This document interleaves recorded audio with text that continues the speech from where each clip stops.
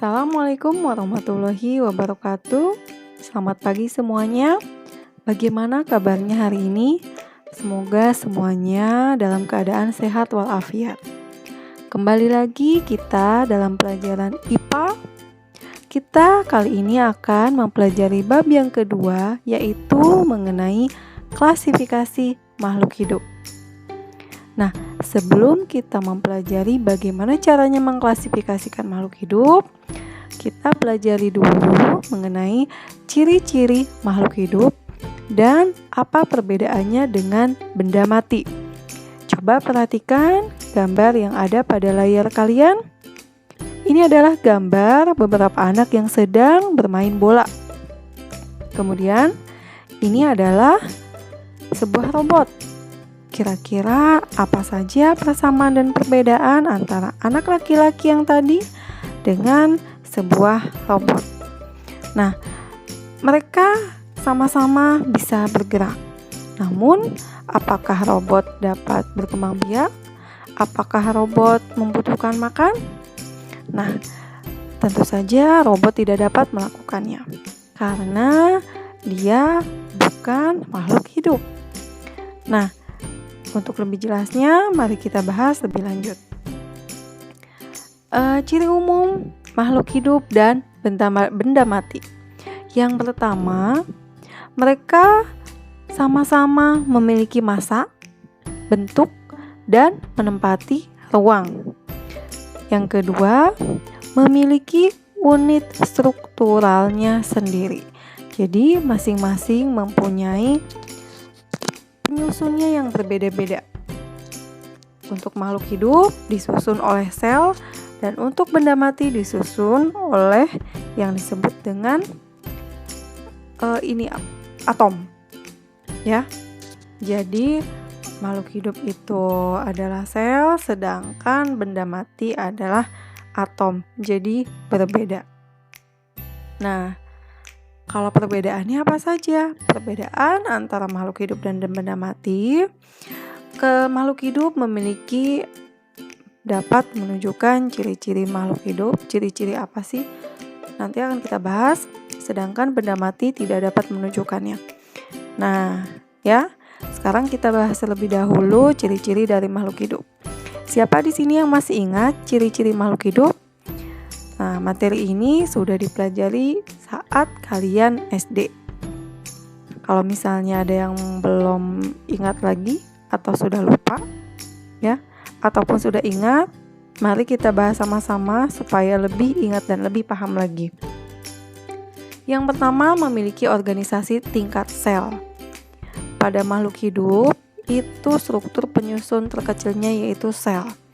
Ada sel yang berbeda. Yang pertama di sini adalah sel tumbuhan. Ini adalah bentuk 3 dimensinya ketika diperbesar oleh mikroskop. Kemudian ini adalah sel hewan. Yang kedua, membutuhkan makanan. Semua makhluk hidup yang ada di bumi ini membutuhkan makanan atau nutrisi yang akan digunakan untuk mereka supaya bisa tumbuh. Yang ketiga, bernapas atau respirasi. Yang keempat, bisa tumbuh dan berkembang. Yang tadinya ukuran badannya kecil, jadi besar, ya, jadi tinggi. Kemudian lebih jumlah selnya itu tentu saja bertambah karena ketika suatu makhluk hidup ukurannya besar, jumlah selnya juga lebih banyak.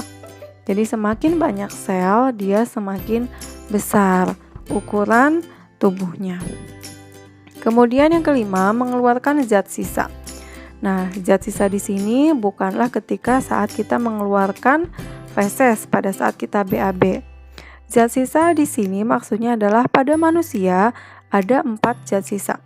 Yang pertama keringat, yang kedua adalah air kencing atau urin, yang ketiga karbon dioksida, dan yang keempat adalah cairan empedu. Nah, pada tumbuhan apa? Pada tumbuhan zat sisanya adalah oksigen, kebalikan dari manusia. Kemudian yang keenam, berkembang biak atau reproduksi. Semua makhluk hidup di dunia ini mempunyai kemampuan untuk berkembang biak. Yang ketujuh, bergerak. Nah, di sini ada anak-anak yang sedang bergerak, kemudian ada pohon juga. Apakah daun yang tertiup oleh angin merupakan contoh bergerak yang dimiliki oleh tumbuhan tersebut yang merupakan ciri-ciri makhluk hidup? Nah, bergerak pada tumbuhan itu bukan seperti itu. Melainkan kalau misalkan dia tumbuh ke atas, pucuknya itu jadi ke atas, nah itu yang disebut dengan bergerak. Ataupun ketika akarnya itu ke bawah menuju ke dalam tanah, ke bumi, nah itu juga yang disebut dengan bergerak. Jadi bukan daun yang tertiup oleh angin.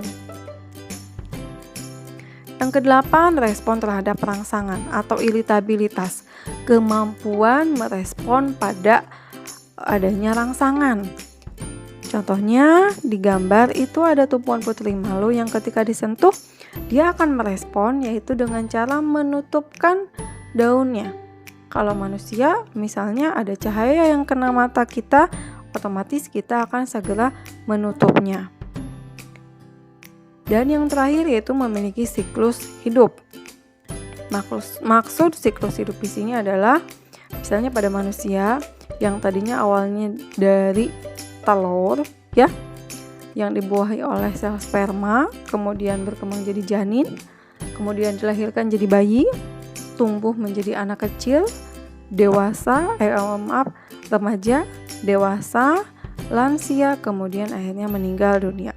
Nah, itulah yang disebut dengan siklus hidup. Nah, itu saja ciri-ciri makhluk hidup yang kita bahas.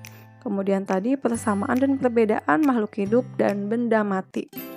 Sampai di sini saja materinya. Jika ada yang masih kurang jelas, silahkan ditanyakan dan jangan lupa dikerjakan tugasnya. Kurang lebihnya, Miss Popi mohon maaf. Wassalamualaikum warahmatullahi wabarakatuh.